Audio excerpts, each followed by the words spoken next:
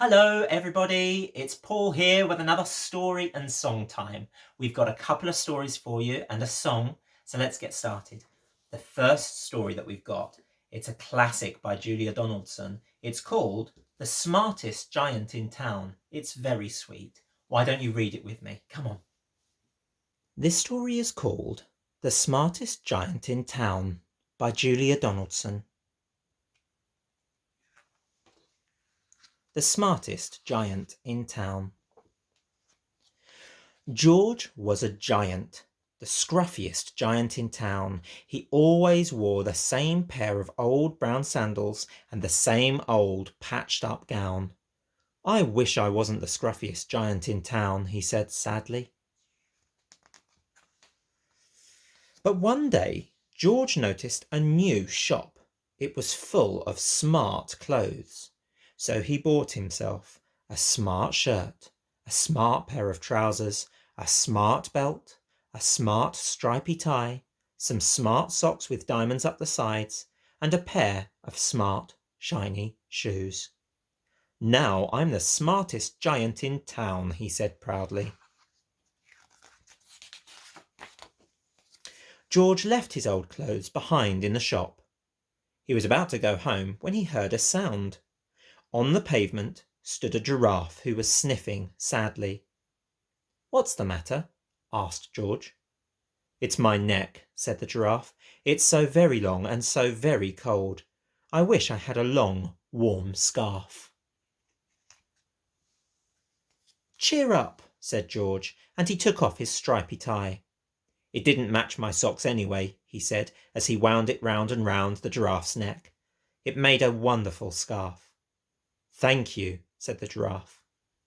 As George strode towards home, he sang to himself, "My tie is a scarf for a cold giraffe, but look me up and down, I'm the smartest giant in town." George came to a river. On a boat stood a goat who was bleating loudly. "What's the matter?" asked George. "It's my sail," said the goat. "It blew away in a storm. I wish I had a strong new sail for my boat." "Cheer up," said George, and he took off his new white shirt. "It kept coming untucked anyway," he said, as he tied it to the mast of the goat's boat. "It made a magnificent sail." "Thank you," said the goat. George strode on, singing to himself, "My tie is a scarf for a cold giraffe, my shirt's on a boat as a sail for a goat, but look me up and down, I'm the smartest giant in town." George came to a tiny, ruined house. Beside the house stood a white mouse with lots of baby mice. They were all squeaking. "What's the matter?" asked George. "It's our house," squeaked the mummy mouse. "It burned down, and now we have nowhere to live. I wish we had a nice new house." "Cheer up," said George, and he took off one of his shiny shoes. "It was giving me blisters anyway," he said, as the mouse and her babies scrambled inside. The shoe made a perfect home for them. "Thank you," they squeaked. George had to hop along the road now, but he didn't mind. As he hopped, he sang to himself, "My tie is a scarf for a cold giraffe, my shirt's on a boat as a sail for a goat, my shoe is a house for a little white mouse, but look me up and down, I'm the smartest giant in town." George came to a campsite. Beside a tent stood a fox who was crying. "What's the matter?" asked George. "It's my sleeping bag," said the fox. "I dropped it in a puddle.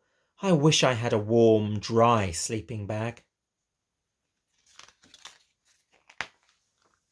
"Cheer up," said George, and he took off one of his socks with diamonds up the sides.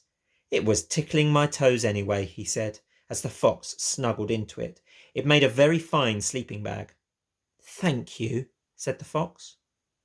George hopped on, singing to himself, "My tie is a scarf for a cold giraffe, my shirt's on a boat as a sail for a goat, my shoe is a house for a little white mouse, one of my socks is a bed for a fox, but look me up and down, I'm the smartest giant in town. George came to a big, squelchy bog. Beside the bog stood a dog who was howling. "What's the matter?" asked George. "It's this bog," said the dog. "I need to get across, but I keep getting stuck in the mud. I wish there was a safe, dry path." "Cheer up," said George, and he took off his smart new belt. "It was squashing my tummy anyway," he said, as he laid it down over the bog. "It made an excellent path." "Thank you," said the dog. The wind started to blow, but George didn't mind. He hopped on, singing to himself. "My tie is a scarf for a cold giraffe. My shirt's on a boat as a sail for a goat. My shoe is a house for a little white mouse. One of my socks is a bed for a fox. My belt helped a dog who was crossing a bog. But my trousers are falling down. I'm the coldest giant in town." Suddenly George felt sad and shivery and not at all smart. He stood on one foot and thought, "I'll have to go back to the shop and buy some more clothes," he decided. He turned round and hopped all the way back to the shop. But when he got there, it was closed. "Oh no," cried George. He sank down onto the doorstep and a tear ran down his nose. He felt as sad as all the animals he had met on his way home. Then, out of the corner of his eye, he saw a bag with something familiar poking out of the top. George took a closer look. "My gown!" he yelled. "My dear old gown and sandals!" George put them on. They felt wonderfully comfortable. "Oh, I'm the coziest giant in town," he cried, and he danced back home along the road. Outside his front door stood all the animals he had helped. They were carrying an enormous present. "Come on, George," they said, "open it." George untied the ribbon. Inside was a beautiful gold paper crown and a card. "Look inside the card, George," said the animals. George put the crown on his head and opened the card.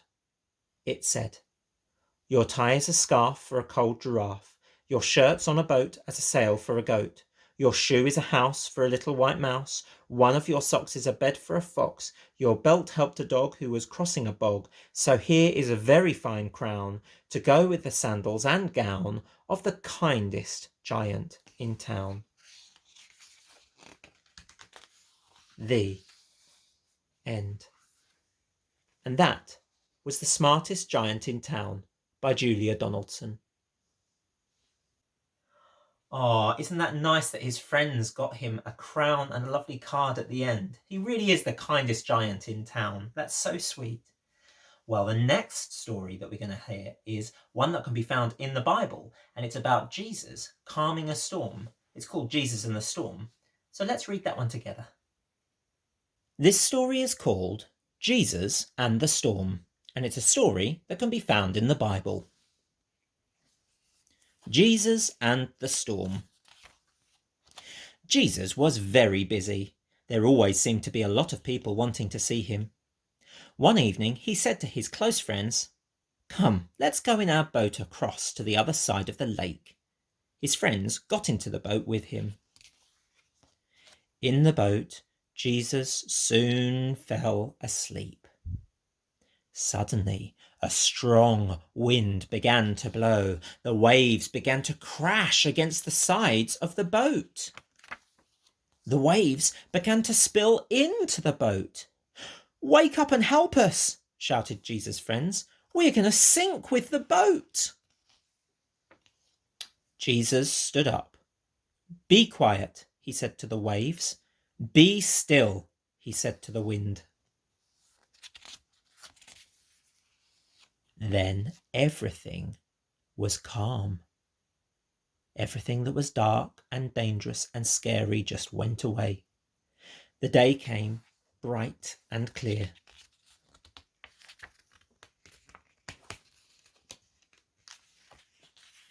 "What made you so scared?" asked Jesus. "Don't you believe in God?" Jesus' friends knew they were safe, but they were more scared than ever. "Who is our friend Jesus?" they asked each other. "Who can he be? Even the wind and waves obey him." The end. And that was called Jesus and the Storm. And it's a story that can be found in the Bible. Oh, I really love that story. It's so dramatic. And it's a good question that Jesus' friends ask at the end. Who is this Jesus? Interesting. Now, we're going to sing a song together. But for that, we need the help of my good friend, Duke, the ukulele. Hi, Duke. We're going to sing a song called Our God Is So Big. If you know it, sing along. If you don't know it, just bop your head and clap your hands and sing along when you pick it up. Ready?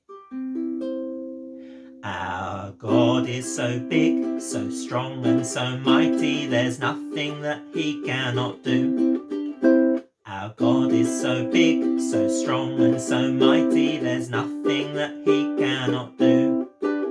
The mountains are his, the rivers are his, the stars are his handiwork too. Our God is so big, so strong and so mighty, there's nothing that he cannot do.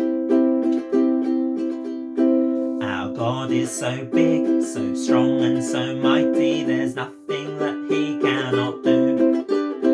Our God is so big, so strong and so mighty, there's nothing that he cannot do. The trees are all his, the flowers are his, you are his handiwork too. Our God is so big, so strong and so mighty, there's nothing that he cannot do. There's nothing that he cannot do. There's nothing that he cannot do. Lovely. I like that song. Thank you very much, Duke. See you later. Right, we have enough time for one short little story just at the end, and it's called Mouse is Small. Shall we read it together? Come on then. This story is called Mouse is Small by Mary Murphy. Mouse is small, but tortoise is big, but pelican is bigger, but zebra is bigger, but I'm the biggest of all, says Elephant. And I'm the smallest, says Spider. Wah! A spider!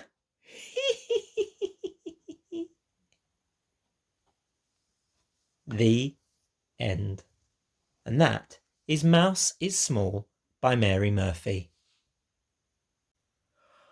Oh, I don't like spiders. It always makes me jump at the end of that one. But it's a funny story anyway. Well, that's everything that we've got time for this week. Thank you very much for joining me again for my story and song time. Hopefully, I'll get to see you soon. So all that's left to say is stay safe, stay well, and God bless. And I'll see you soon. Bye.